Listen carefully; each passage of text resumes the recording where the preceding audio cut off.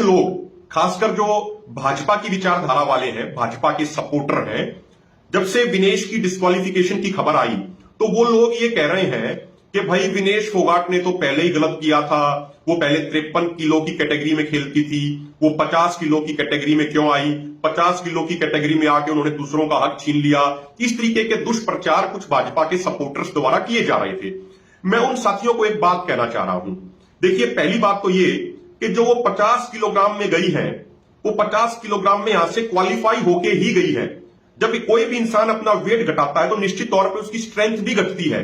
तो जब वो 50 केजी की कैटेगरी के लिए एलिजिबल थी तभी वो उसमें सिलेक्ट हुई और तभी वहां पे वो ओलंपिक में रेसलिंग करने गई। और पहले दिन जब उन्होंने 3 बाउट जीती तो उस दिन उनका 50 केजी से नीचे ही वेट था।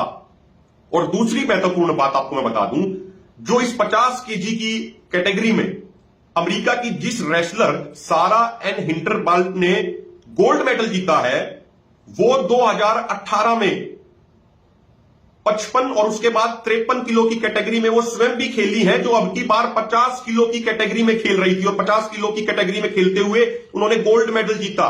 जो सारा एन हिंटर ब्रांडेड, जो गोल्ड मेडलिस्ट है अब की बार पेरिस ओलंपिक में 50 केजी रेसलिंग में, वो स्वयं सबसे पहले बुडापेस्ट में एक वर्ल्ड चैंपियनशिप हुई थी 2015 के आसपास, वो 55 केजी कैटेगरी में खेली थी। उसके बाद ब्यूनो आयरिस में भी हुई थी, वहां पे वो 53 केजी की कैटेगरी में खेली थी। तो ये एक स्वाभाविक प्रक्रिया है। ऑल ओवर वर्ल्ड एथलीट ऐसा करते हैं कि वो अपना वजन घटाते हैं अपनी स्ट्रेंथ के अनुसार और कैटेगरी उनकी चेंज होती रहती है। इसमें कोई नई बात नहीं है। कल ओलंपिक में मेडल जीतने वाले बॉक्सर विजेंद्र सिंह ने भी ये कहा, और जो स्वयं कुछ दिन पहले उन्होंने बीजेपी भी ज्वाइन करी थी, लेकिन उन्होंने भी बहुत जायज सवाल उठाए। उन्होंने तो सीधा कह दिया कि कोई सैबोटेज हुआ है, कोई साजिश रची गई है।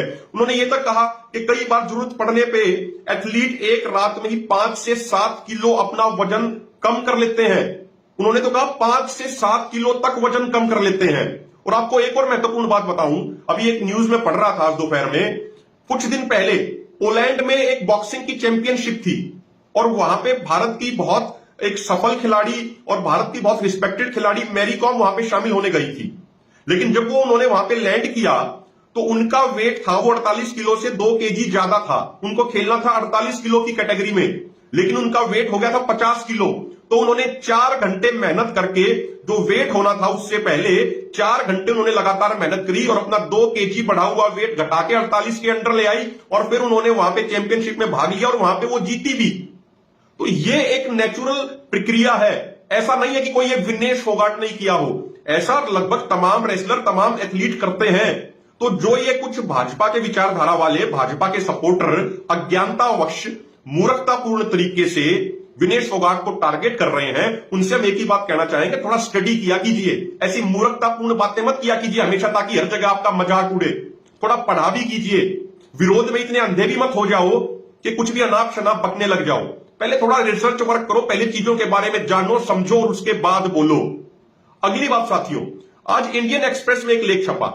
मैं कोई कॉन्स्पिरेसी थ्योरी की बात नहीं कर रहा। मैं इंडियन एक्सप्रेस, जो भारत का बहुत रेप्यूटेड पेपर है, उसके अलावा बहुत सारे न्यूज चैनल्स ने, चाहे वो राजदीप सरदेसाई जी का शो हो या फिर वो सुधीर चौधरी जी का भी शो हो, उनमें भी ये सवाल उठा जिसमें यह कहा गया कि भाई जो उनके साथ में डाइटिशियन थे, न्यूट्रिशनिस्ट थे उन्होंने ये कहा कि भाई जो उनको डाइट दी गई, जो भी पानी दिया गया डिहाइड्रेशन रोकने के लिए या जो भी पानी के साथ मिला के दिया गया, उनकी कैलकुलेशन ये थी कि विनेश फोगाट का वेट मैक्सिमम 1.5 केजी बढ़ेगा, लेकिन उनका वेट बढ़ गया 2 केजी 800 ग्राम।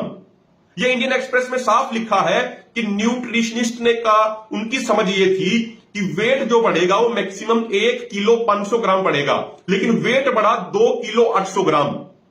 अब समझने की बात यह है, वो न्यूट्रिशनिस्ट, वो डाइटिशियन जिनको लाखों रुपए की सैलरी मिलती होगी, वो इतने बड़े लेवल पे जाके, इतने महत्वपूर्ण समय पे जाके ऐसी चूक कैसे कर गए?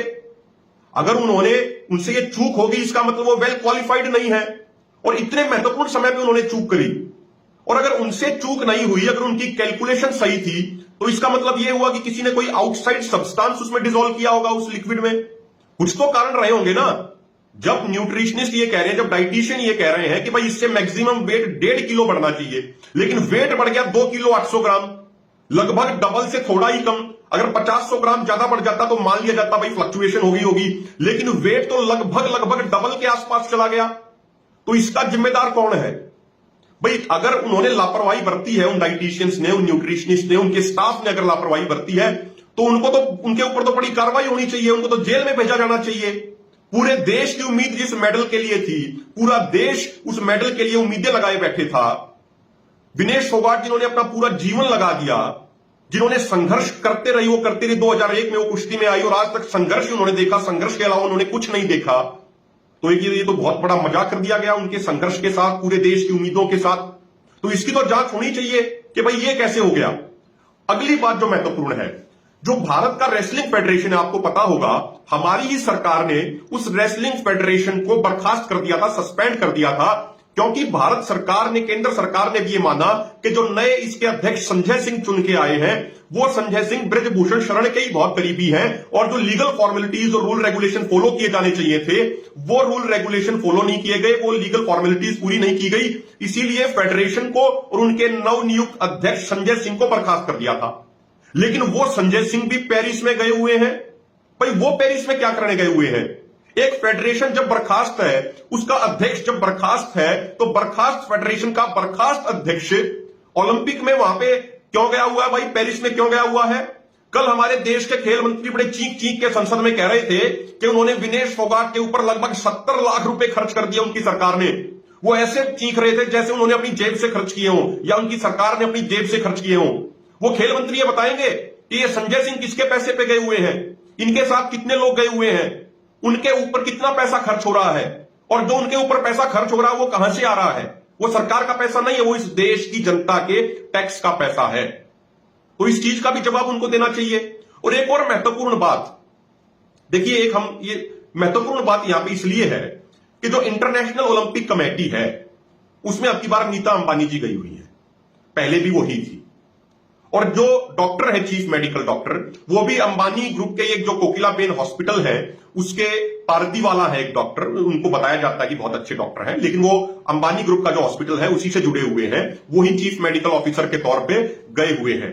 और नीता अंबानी है, वो जो इंटरनेशनल ओलंपिक कमेटी है उसमें भारत की तरफ से वो शामिल करी गई है।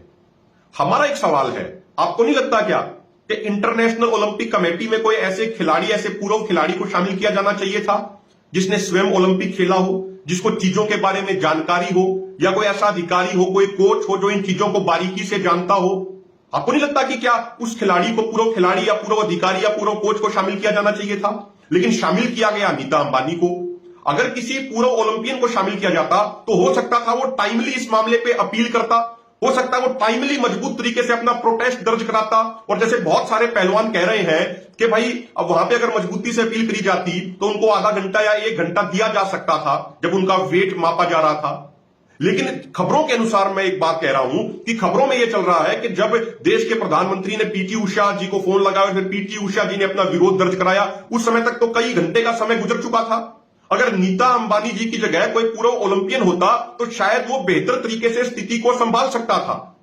जब इंटरनेशनल ओलंपिक कमेटी के भी भारत के मेंबर अंबानी या अडानी ही होंगे, जब डॉक्टर भी उन्हीं के फाउंडेशन, उन्हीं के हॉस्पिटलों से होंगे, जब हर जगह वही आगे दिखेंगे, तो फिर देश के प्रधानमंत्री, देश के खेल मंत्री, देश के रक्षा मंत्री, देश की राष्ट्रपति, देश के अन्य जो संवैधानिक तौर पर बैठे व्यक्ति हैं, देश में जो कोच हैं खेलों के, फिर उनका क्या काम रह गया?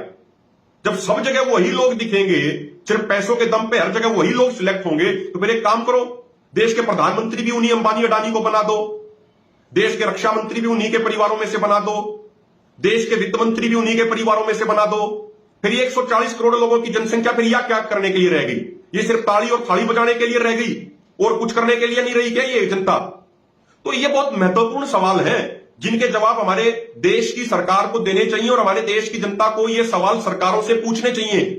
मैं किसी कॉन्स्पिरेसी थ्योरी की बात नहीं कर रहा हूं, मैं तथ्यों की बात कर रहा हूं, मैं फैक्ट्स की बात कर रहा हूं। और अगर कोई मेरा फैक्ट गलत हो तो कृपा करके कमेंट में उसको कमेंट करके बताएं भी कि भाई आपका ये फैक्ट गलत हो गया।